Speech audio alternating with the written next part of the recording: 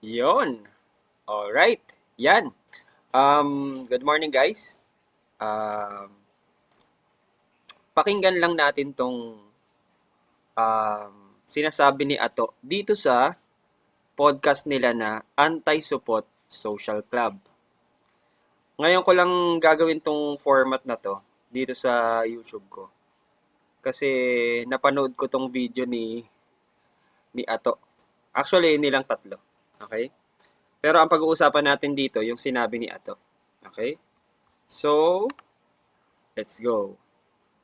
Ingatan nyo yung pera nyo, baka kunin ng DPWH yan. Joshua Point pare, wala tayong kalaban. Pag meron, wag na. Chill ka lang dyan. Masyado na magulo pre. Yung mga putang inang yun, no, kunyari, nag-uumpis Ayan na si Ato. Ang sinasabi niya dito is yung flood control project na ginawa ng DPWH. Yung putok na issue ngayon. Okay? Let's go. yung taon, no? Ang iniisip nun siguro, no, paano kaya natin kukunan ng pera tong mga tanga-tangang Pilipino na to nang hindi nila napapansin. Tapos yung isang nag-splok na taga Baguio, sure, Ayan na. Sabi niya, yung isang nag-spluk na taga Baguio. Sino kaya yun? hindi kasama sa circle yan eh. Sabi niya, yung isang nag-spluk na taga Baguio, hindi daw kasama sa circle. Okay? Sino kaya yun? Tingnan natin. Tapos yung isang nag-splok na taga Baguio, sure, hindi kasama sa circle yan eh. Si Magalong. Hindi siya nasali sa hatian. No? Naingit yun pre. Kakanta ko na lang. Anyway, ato klase. So, Ayun. Sabi niya, yung isang taga Baguio, sabi ni daw si Mayor Magalong, hindi daw kasama sa circle at hindi nakasama sa hatian. Sabi pa ni Josh On Point, no? Ni Josh, inggit lang daw yun. Grabe naman tong mga claim na to. Lahat yan claim ha. Walang ebidensya yan ha. Walang ebidensya yung sinasabi niyo. Okay? Let's go. Supremo ng mga, supremo ng mga liitim mong classes na pangit. Gusto mo talaga ng challenge, ha? Kung nga yun, gusto mong action eh. Tanginante. Gusto daw ng challenge. Tapos gusto daw action. Sabi ni Ato, minura pa no. Galit na galit si Ato ah. Hindi, siya nga nag-start ng revolution eh. Kung hindi Sino? niya, si Mayor, kung hindi niya inopen ang Buti na lang. Etong si daw, pinagtatanggol niya pa si Mayor Magalong. Okay? Tama naman siya dyan. Si Mayor Magalong nga yung nag-umpisa nung revolution. Okay? yun, hindi magkakaroon ng revolution ngayon sa Pilipinas. Ikaw naniniwala, sure, baka di lang siya naabutan, di lang siya napartehan. Kung ganyan, Grabe yung claim ni Ato. Hindi lang daw siya naabutan at hindi lang daw siya napartihan. Grabe. Ano akala mo, Ato? Lahat ng tao, katulad mo? Joke lang. Kwentong chatroom lang yan. Akala mo ba, Ato, lahat ng tao bayaran? Ha? Kung aminado ka dati, kwentong chatroom lang ha, kung aminado ka dati na nabayaran ka ng politiko, hindi mo pwedeng i-assume, ha? Hindi mo pwedeng i-assume na lahat ng tao bayaran. Okay? May mga tao na hindi nababayaran yung integrity nila. At sa tingin ko, isa na doon si Mayor Magalong. Okay? Let's go. Or bigat may yan. pabor siya na di napagbigyan. Kasi kung matagal niya lang alam yung pre, ba't di niya sinabi? Kung matagal na daw niyang alam yon, ba't di niya daw sinabi? Okay, Ato. Hindi mo ba napapanood yung mga interview ni Mayor Magalong sa media? Ang dami nga niyang interview eh. Okay, sa rock netting pa lang, meron na. Sa Cat's Eye, meron din siyang interview doon. Meron din siyang interview sa mga AX, AKAP, tsaka Tupad. Yung 777 tsaka 30-30-30 na expose niya. Hindi mo ba napanood yung mga yon? Lahat yun, sinabi niya sa media. Di ba? Panoorin mo kaya? No. Mali mo, naglilikom pa lang ng Tangina, ebidensya. pwede niyang, kunyari sabi, hindi, baka walang maniwala sa'yo, padaanin mo sa Radio Veritas yun or sa mga, Radio Veritas. Sinabi na nga niya sa lahat ng media. Hindi mo ba na kikita yung mga interview niya? Sa News 5, sa GMA7, sa ABS-CBN News. Grabe, lahat na nga yata na-interview siya eh. Kahit sa radyo eh. Ha? Teleradyo, meron siyang interview din eh. 'Di ba? Hindi mo ba napapanood yun? Grabe naman to si Ato. padaanin mo sa religious group, mga ganon. Putang do it. Hindi mo na kailangan idaan pa sa religious group. Hindi na. Hindi na. Ang dami na nag-interview sa kanya. The comment of the host is not, ano ba yan, yung, ano, Ay, Nag-disclaimer na si Asa daw tuloy. Oh. Disclaimer. Kasi ito si Ato, dinadamay mo pa yung dalawa. Kwentong chatroom lang to ah. Kung bayad ka ng isang bagman, ng politiko, wag mo nang idamay itong dalawang kasama mo sa podcast. Wag mo nang idamay, please lang. Kung bayad ka, ikaw na lang. Ha? Wag mo nang idamay. Mababahiran pa ng bayad tong dalawang to. ayan, nandito to. Disclaimer, Kasi binabasa disclaimer. ko lang to. Yung ano, is not reflective. Ano ba yun? Mahaba yun eh. By the show or By the something. show. Kumbaga, Disclaimer. Yun, di ba?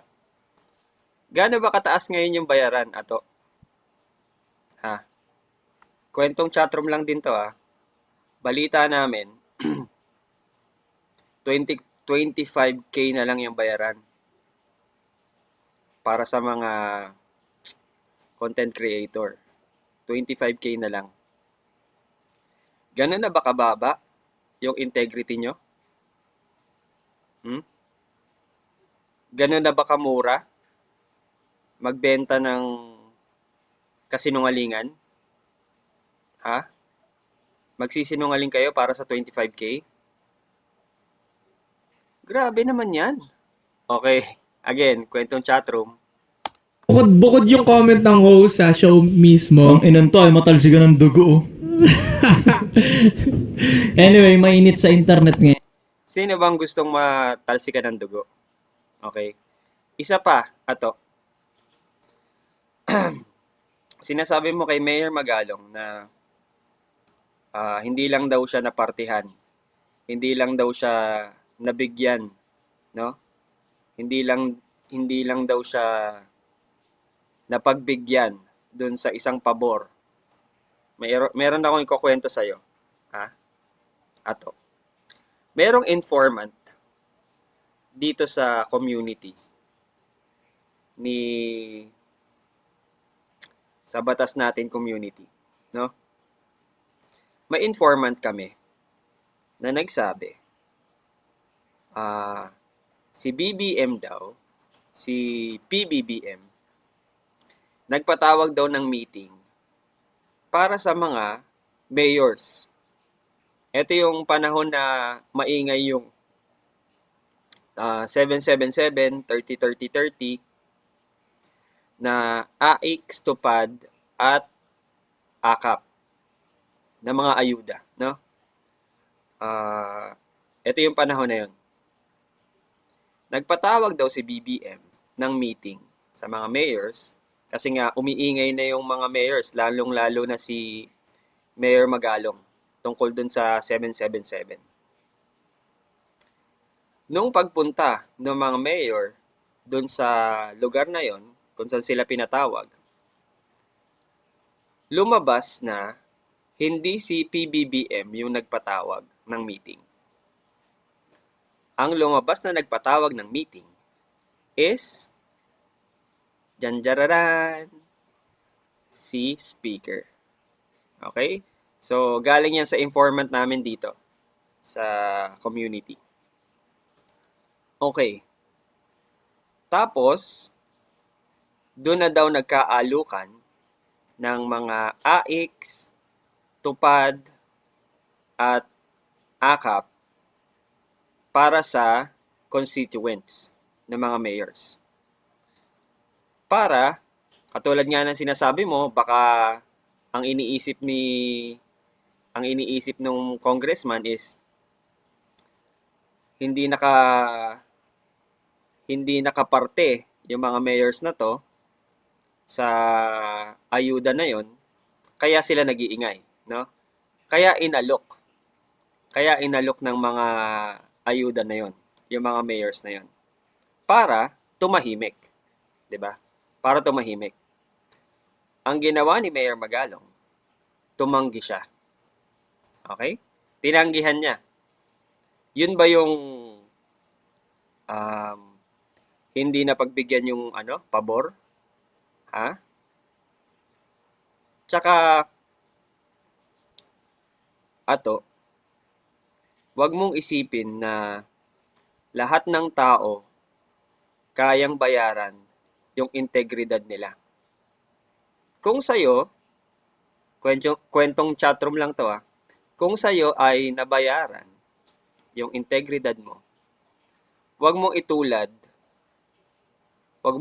sa'yo si Mayor Magalong. Hindi yan nababayaran. Hindi lahat ng tao ay nababayaran. Okay? Paulit-ulit na ako. Ato. Ngayon, Mainit sa internet, pare. mainit sa internet. Ayun, tapos na pala. Ato.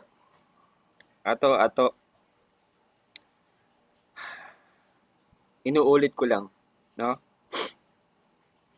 Hindi lahat ng tao nababayaran yung integrity. Okay? Ngayon, again, no? Meron ulit kaming informant. Balita ko, 25K na lang yung bayaran sa mga influencer. Ha? Ganun na ba kamura yung integrity nyo? Ganun na ba kamura yung pagkatao nyo?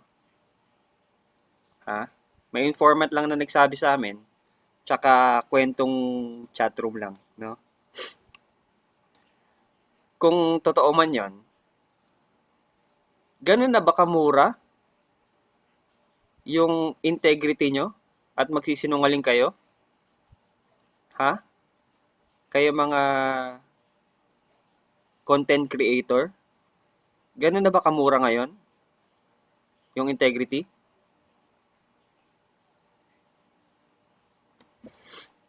Ha?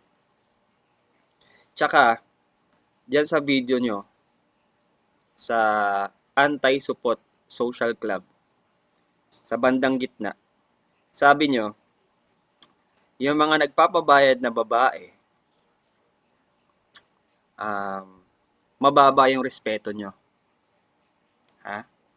Yung mga nagpapabayad na babae para sa katawan, no? Mababa yung respeto nyo. Ganun din yung mga lalaki nagpapabayad sa bading. Mababa yung respeto nyo. Ha? Paano yung nagpapabayad sa politiko? Paano yung mga nagpapabayad sa politiko? Gaano kalaki yung respeto nyo doon? Ha? Sasabihin nyo ba hassle yon? Yun lang ang tanong ko sa inyo. Sasabihin nyo bang hassle pa rin yun? Grind. Ha? Nagpapabayad sa politiko na mga content creators. Ano masasabi nyo doon? Mataas yung tingin nyo o mababa? Ha? Kwentong chatroom lang yan, ha? Kwentong chatroom lang yan. Okay? So, yun lang. Good morning and God bless sa inyo lahat.